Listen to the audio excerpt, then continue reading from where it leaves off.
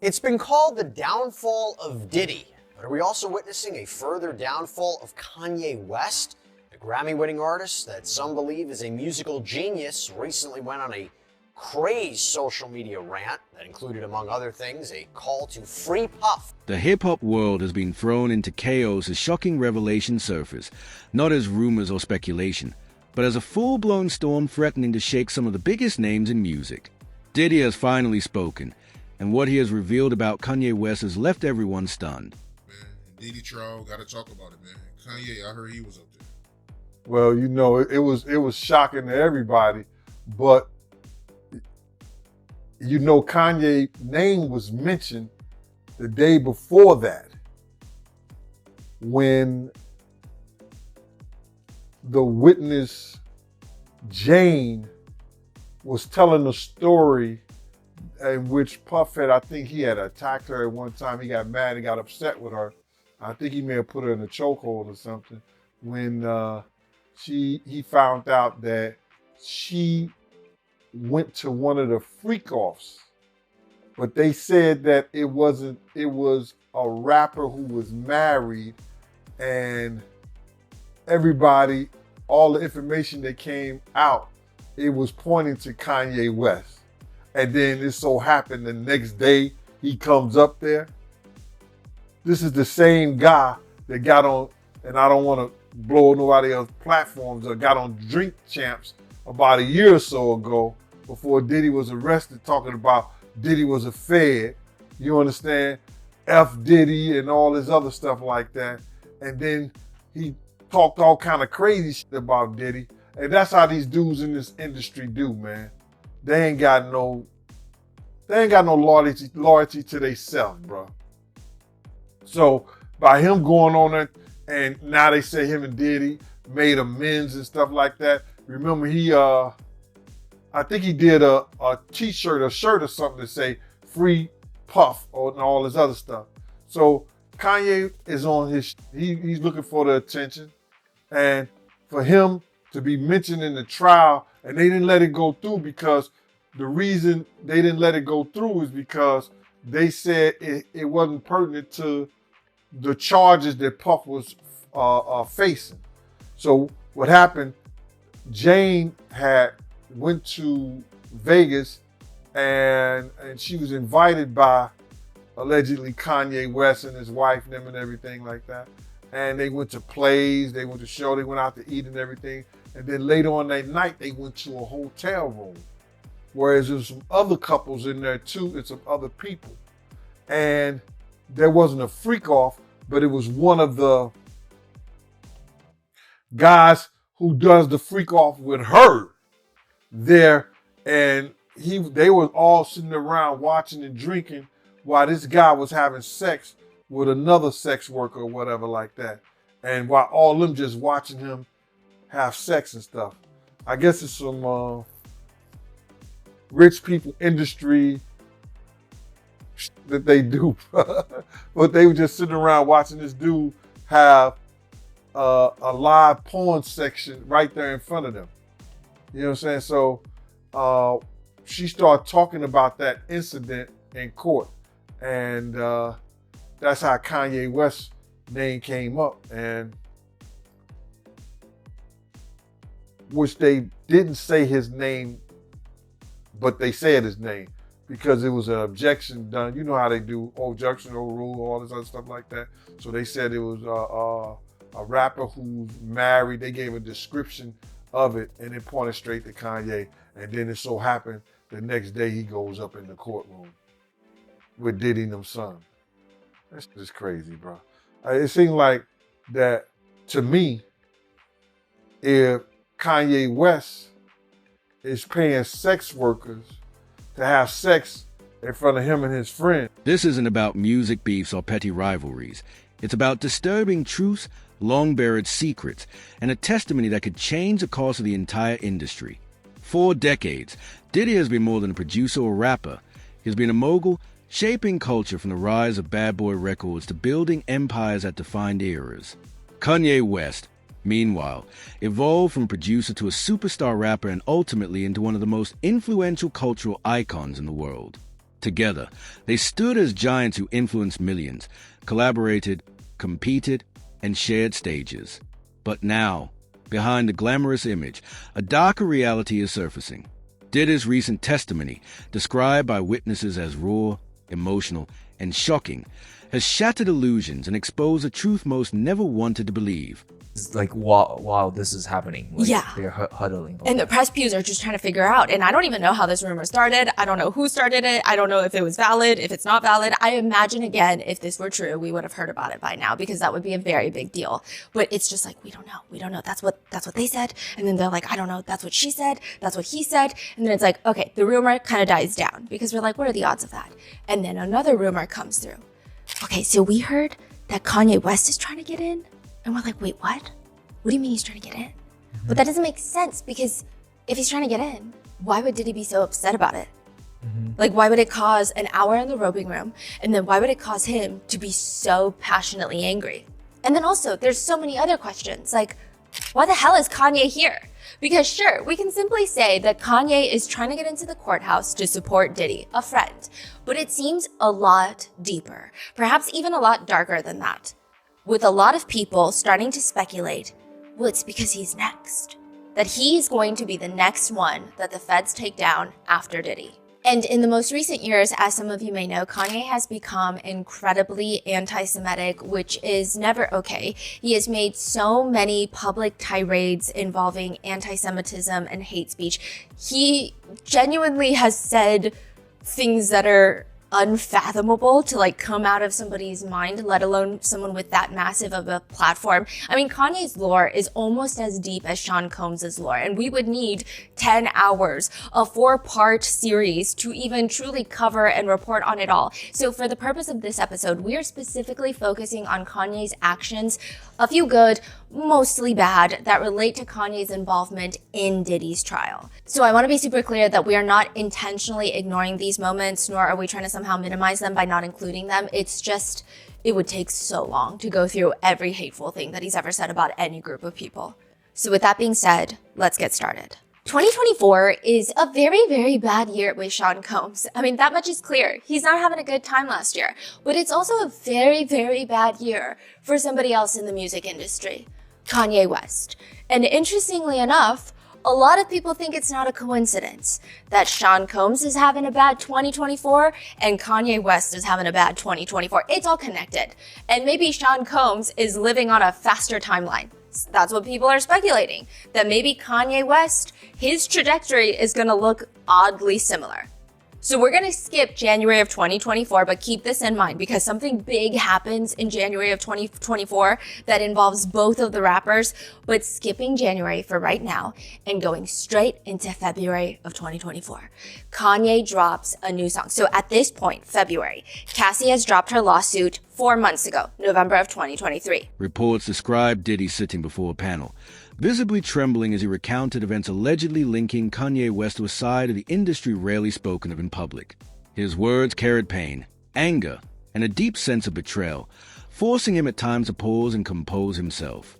He spoke of a relationship that began with mutual respect and admiration but soon spiraled into manipulation, exploitation, and darkness. According to Diddy, Kanye's public image as a visionary and misunderstood genius was nothing more than a carefully constructed mask concealing something far more sinister. He alleged that behind closed doors, Kanye engaged in behavior that was not only unethical but deeply harmful, shielded by a network of powerful figures who ensured the truth never reached the public. Among the most disturbing revelations were accounts of secret meetings where life-altering decisions were made, some elevating artists, others destroying their careers completely. No excuses. My behavior on that video is inexcusable. I take full responsibility for my actions in that video. I'm disgusted. I was disgusted then when I did it, I'm disgusted now. I went and I sought out professional help.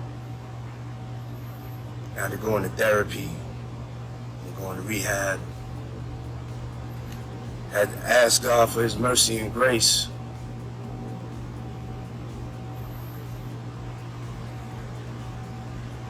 I'm so sorry. But I'm committed to be a better man each and every day. I'm not asking for forgiveness. I'm truly sorry. But here's the thing, going back to Kanye West, in a rather distasteful move, West put up a photo of Cassandra Ventura from that video next to a stock image of the hoodie that she's wearing, saying the Love hoodie is available on his website. He also apparently wrote in another post, "You have to truly be in love to get to the point of risking everything." Now, in another bizarre tweet post, West at one point over the weekend tweeted photos of Combs at the Grammys in 2000 with his then girlfriend Jennifer Lopez, and he captioned it, "Remember when J-Lo pulled up to the red carpet with my twin?" Again, strange. Don't know what's leading him to post so much and talk so much about Sean Combs right now. But I'll tell you, that's apparently not the only thing that he posted. It's been reported that he also apparently posted pornographic content, and that got a response from Elon Musk, who owns X. It was brought up to him in the comments, and Musk ended up writing, "Given what he has posted, his account is now classified as NSFW, not safe for work. You should not be seeing that anymore." And before his account went dark, Kanye West reportedly wrote, "I'm logging out of Twitter. I appreciate Elon for allowing me to vent. It has been very cathartic to use the world as a sounding board." Still unclear if Kanye West himself deactivated the account or if X shut it down.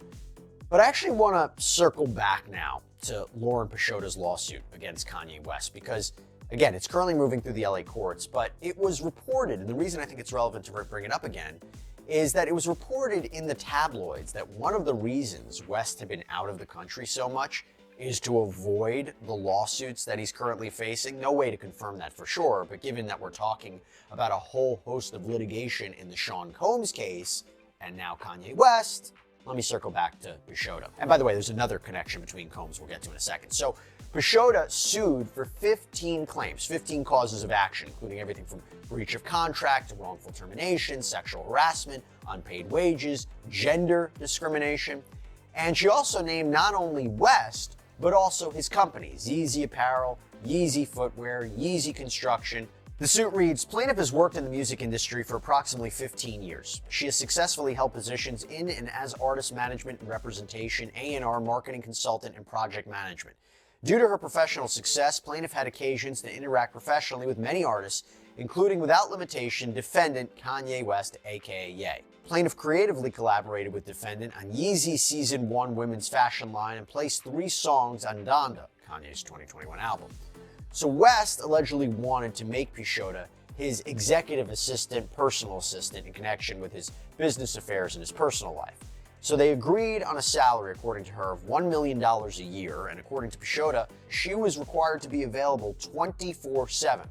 The filing states at all relevant times, defendant West was aware the plaintiff maintained a strong social media presence comprised. Diddy alleged that these secret meetings were orchestrated entirely to consolidate power among a select few, claiming Kanye was not just a participant, but often a driving force behind them.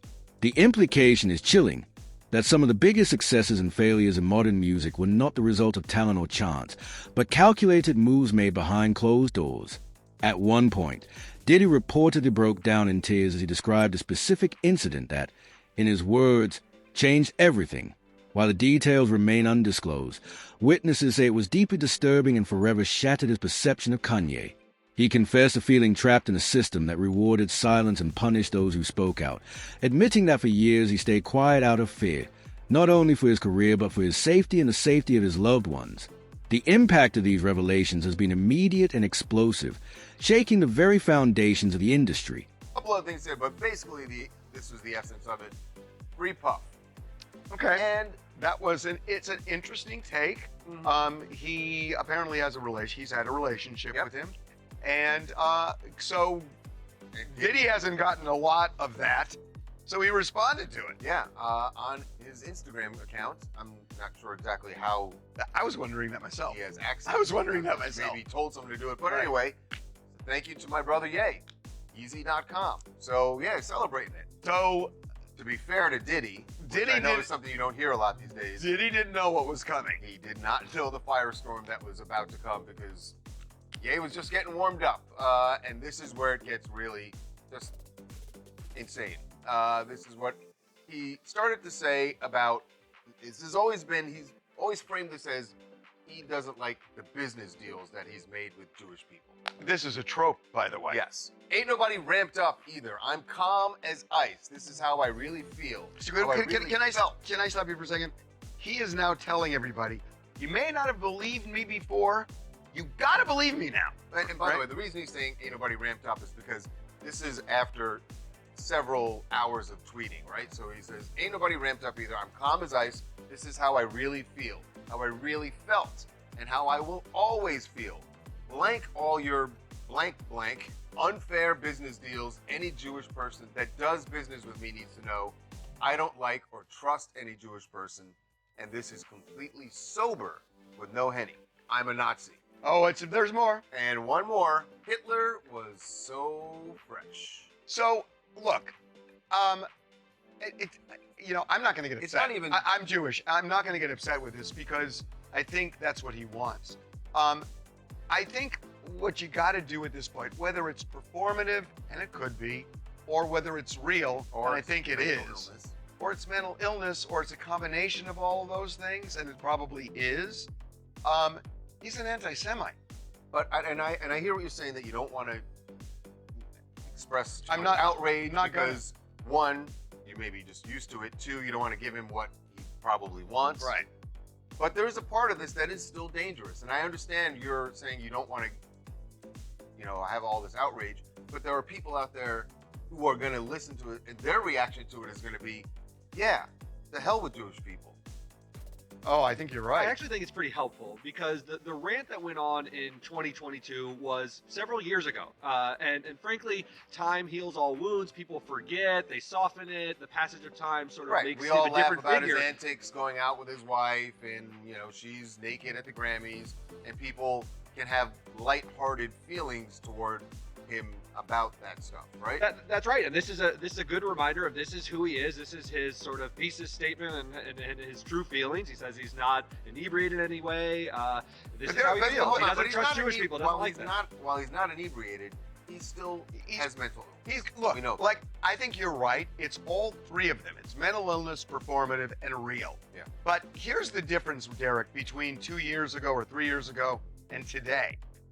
We're in a different world today. And the hatred you express can be a plus for you in certain corners of this country. And I feel like this kind of hatred in some ways has been normalized. So I'm not sure if I would be shocked 3 years ago had he said this. Weird thing is, I'm not at all shocked. And I'm not feeling that outrage like it's a thunderbolt from the sky anymore, because I don't think that's where our country.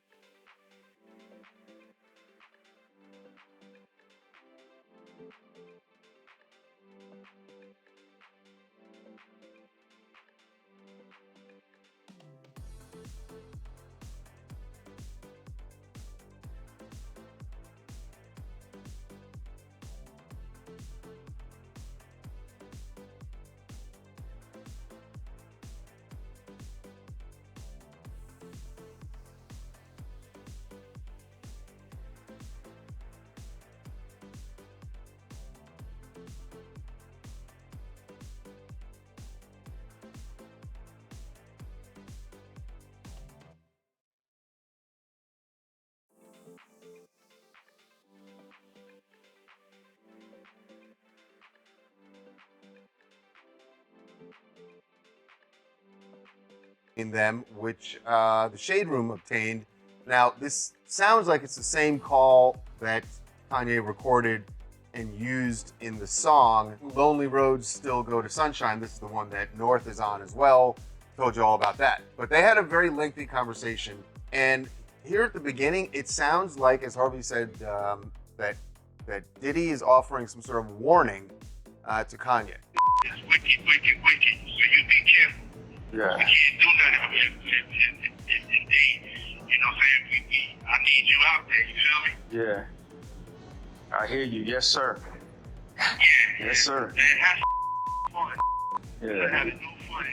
Get behind the mic, have some fun. Chop up them samples, get back on your vibe, have some fun, get back to smiling. Yeah. You know, they're wasting your time, big. Yeah. You know what I'm saying? Yeah. Be careful out there, because they definitely trying to end us, you feel me? Yeah. They can't do it. They can't do it. They ain't gonna do it. You know what I'm saying? Yeah. We gonna beat and get next to you. Yeah. We gonna raise our families and become the kings that we supposed to be, you feel me? Yeah. Absolutely. They're trying to end us. Who are they? This sounds like a page out of what we know part of his defense strategy is going to be, that to say that he's being prosecuted Because he's a black he's man. a successful, rich, successful black man. That is to one get down. one of the things he's going to raise. Right. I don't know how that equates to Kanye.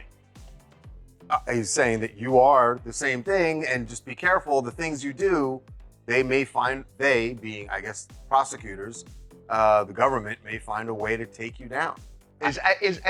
You may be right, but I think that's odd because Kanye's not being Not in any criminal right trouble whatsoever. and that's why it's just an odd thing. Well, I mean, think about it from Diddy's standpoint. He wasn't doing anything wrong either, and they just decided they were going to come after him. Is the way he's viewing it. That's a very kind way to put it for Diddy. The idea that he didn't think he was doing anything wrong. I mean, I know that's his legal defense, and I know that in the court of public opinion, he is trying to argue that he is a oppressed black man. I'm not sure that really holds weight given the facts. And certainly with Kanye, I agree. He hasn't really played that card before, and he's not doing anything illegal.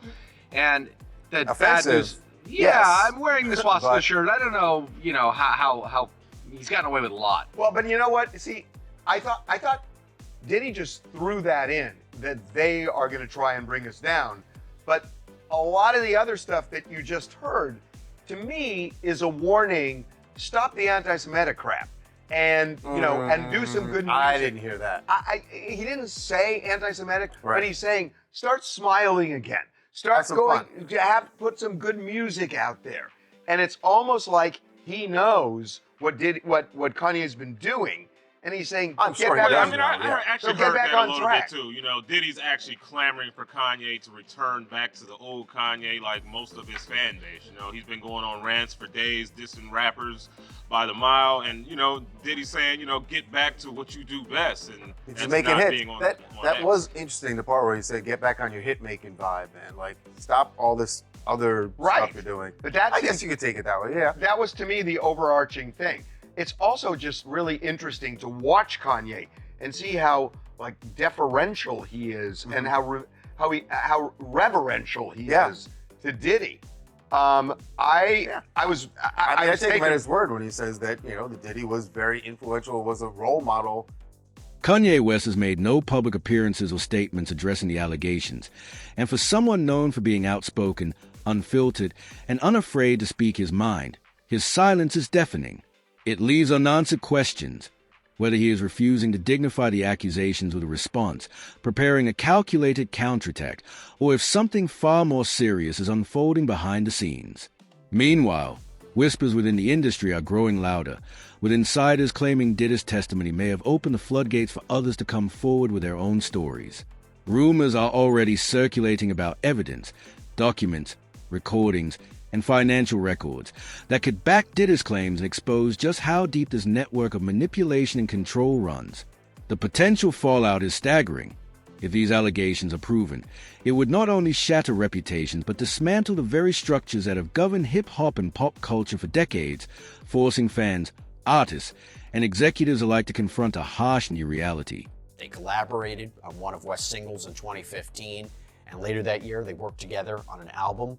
At the 2022 BET Awards, West presented Combs with the Lifetime Achievement Award, called him his idol, called him his favorite artist. West said he still went to Combs for advice, and that Combs inspired many of his life choices, even his wife choices, perhaps in apparent reference to his then-wife, Kim Kardashian. But according to The Mirror, Combs has said that West inspired him as well. In 2009, Combs reportedly said that the other night I go to the Kanye West concert and I'm going there to see Kanye do his thing. I don't have anything but high expectations. The concert changed my life. I won't lie. I was so impressed and inspired. It was beautiful. And I fell in love with hip hop again. And I want to say thank you, Kanye, for giving me that. However, just a few months after West presented Combs with the Lifetime Achievement Award, the relationship seemed to sour between the two of them when Combs took issue with West's t-shirts that said, "White Lives Matter." Now, he said during an appearance on The Breakfast Club that he thought the shirts were tone deaf. He would go on to reportedly say, including on an Instagram post, that Black Lives Matter was our slogan. That wasn't our slogan to go share with nobody else. You have to be unapologetically black and love your people and love your tribe first. Combs also added, what the press and what fashion is doing, thinking this is a joke, when right now all America is planned for is poverty, incarceration, and death. So before I can get to any other lives matter, which all lives matter, you know what I'm saying, that Black Lives Matter, don't play with it. And he added, don't wear the shirt, don't buy the shirt, don't play with the shirt, it's not a joke. Well, not long after those comments, Kanye West apparently posted screenshots of text conversations, messages between himself and someone identified in the thread as just Puff, seemingly a reference to one of the many nicknames that Sean Combs has had over the years. So West says in part in these messages, I didn't like our convo. I'm selling these teas. Nobody gets between me and my money. This is my grandfather texting you now. Never call me with no BS like that again unless you're ready to green light me, because anybody who got on that tee is me. Out of respect for everything you've meant to me, I'll be quiet as Virgil, meaning Virgil Abloh, who passed away. But now I know how I've hurt people I love with threats. And he seemed to follow it up with, come do something illegal to me now, please. Now, the alleged Combs side of the conversation responds, N-word, send me address. Let's stop playing these internet games and don't feel threatened. You'll be fine. Just love. To which West reportedly replies, this ain't a game. I'ma use you as an example to show the Jewish people that told you to call me that no one can threaten or influence me. I told you this was war. Now gonna get you some business. West apparently followed up with another post in which Combs allegedly texted him, as soon as I land, we'll meet face to face, to which West responded, N-word, F you. Now, in the final part of this alleged exchange between the two rappers, Combs allegedly wrote, I'm just trying to talk to you as a black man, and I'm talking to you because this is hurting our people. Stop. West apparently responded, anything you text, I will post. I love you, and you guys are breaking my heart. I accept your apology in advance. Okay, putting that to the side.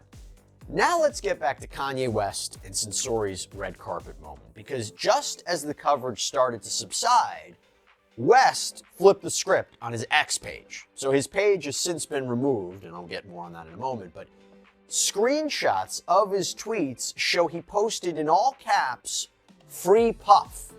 He then went on to post or tweet all these. The industry is now being forced to confront uncomfortable truths about the cost of fame, the price of success, and the moral compromises made to maintain power at the top, while skeptics continue to question Diddy's motives, pointing to his long history of controversies and legal troubles and asking why he has chosen to speak out now, just as his own reputation faces intense scrutiny. Some even speculate that this could be a calculated attempt to deflect attention from his own alleged misdeeds. The debate has grown fierce, with each new detail sparking more theories, speculation, and unanswered questions. And at the center of it all stands Kanye West, who, despite being famously outspoken, has remained completely silent. No statements, no social media posts, no public appearances. For some, this silence signals guilt, proof that the truth would be too damaging to admit, while others believe it is a calm before a calculated response that could either vindicate him or escalate controversy even further.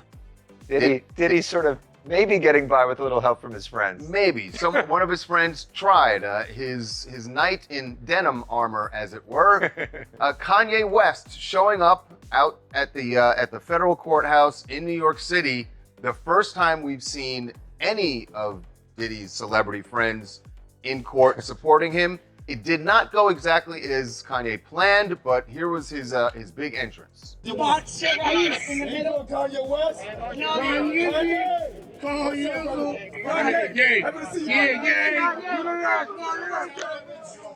Still people celebrating him, which we always talk about as being kind of weird with the things he has espoused, but there he is walking in all in white, strolling into the courthouse. Bianca not with him, interesting, because we do know she is in New York with him, but she did not go to the courthouse. And there you see King Combs greeting him outside to go into the courtroom. Now, his plan clearly is to go in and support Diddy. And we know that they're close. Just a few months ago, remember Kanye dropped a song that featured clips of a prison conversation he'd had with Diddy. And the idea being essentially that the jury would see him there in support. And that somehow that would help, although we'll get into whether or not it helps or hurts. We saw the chaos outside of court as he went in, but what happened inside? Our producer, Jacob Wasserman, is actually in court. He's been in the overflow room. What did you see, Jacob? Was there any commotion inside the court? Were people aware that Kanye was coming? The best way I can compare it is like a big game of hide and go seek. So I was outside when Kanye first came in, and he goes in, and it sounds like he came in with Christian Combs and Donaldson, one of Diddy's attorneys. I guess we caught that on video. I went inside shortly afterwards. Of course, I go up to the courtroom because I think that's where Kanye is going. I go up, everyone's, oh my gosh, where's Kanye? Where's Kanye? Apparently, he never even made it inside. He didn't reach the 26th floor. One of my colleagues who's inside said that basically they were siloed off this entire time, and Kanye wasn't much of a topic inside the courtroom. I usually go to the 2 floors below, which is the overflow room, which is essentially like watching the court case happen on a big TV screen. And everyone thought he was going to come in there. So we go down, and it's like bedlam. Everyone is coming in and out every 5 seconds. They're upping security. At one point, they cleared off a bench in the back and had security standing in front of it. And it sounded like that he was going to come in and sit on that bench and watch it with the rest of us. But one of our PAs, who's also inside the courtroom, went on with a bunch of other journalists to kind of see where is Kanye, because that's what everyone was thinking. Is he in the cafeteria? Is he coming up here? Did he already leave?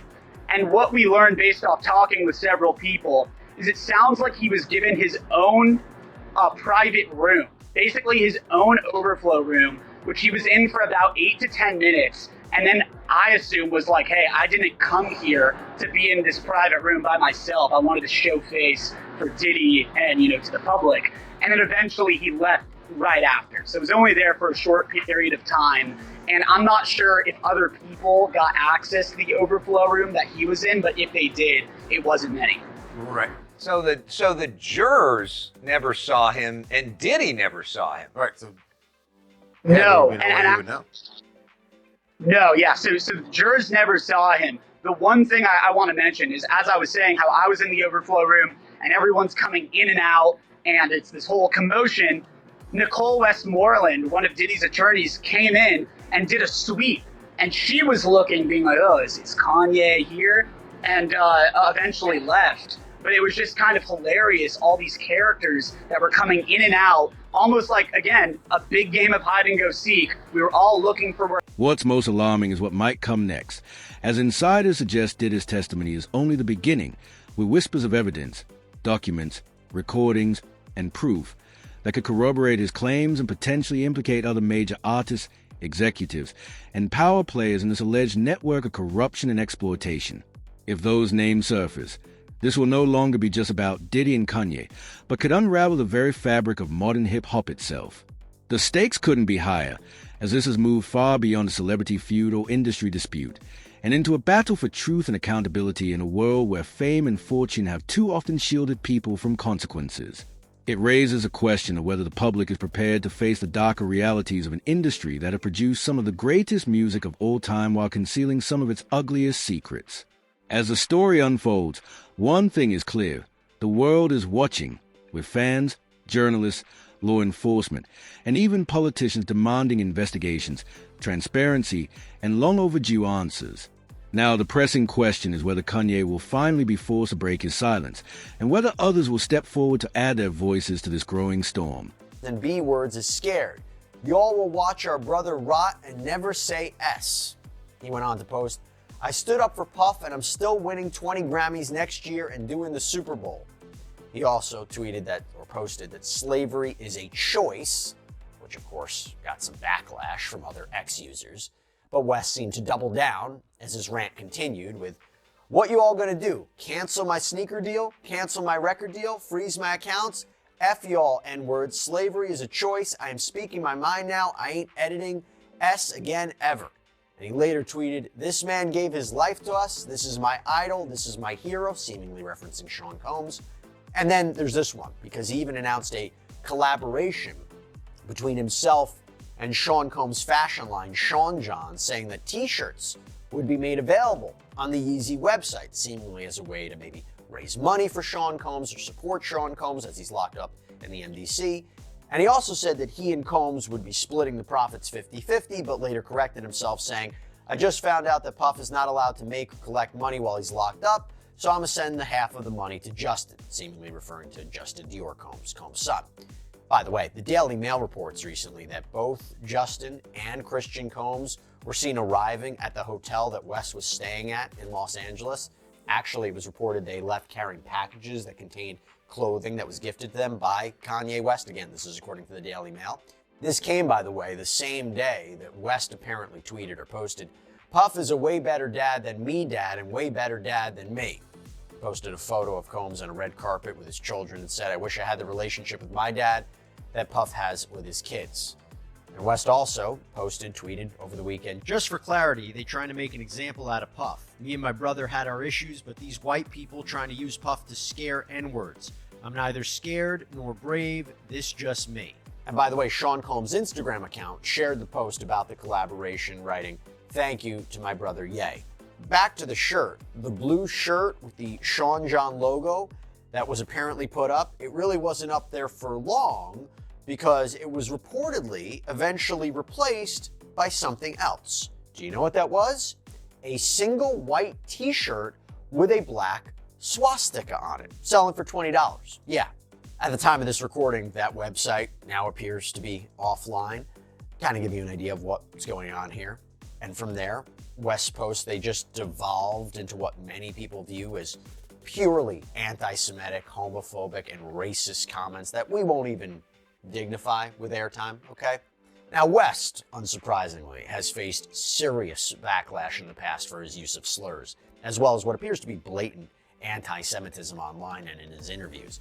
Some of those consequences have included loss of collaborations and sponsorships, as well as West's products being removed from shelves at stores like TJ Maxx and Foot Locker. He also underwent bans, some temporary, some not, several on his social media accounts, although Elon Musk did restore his access to his X page in 2023. West did eventually post a message in Hebrew on his Instagram page in 2023 apologizing for his past remarks, but soon, he was back to sharing apparent anti-Semitic rhetoric, so I don't know how much good that did. But things didn't really improve for West when a former employee sued him for allegedly sexually assaulting her and then firing her later on.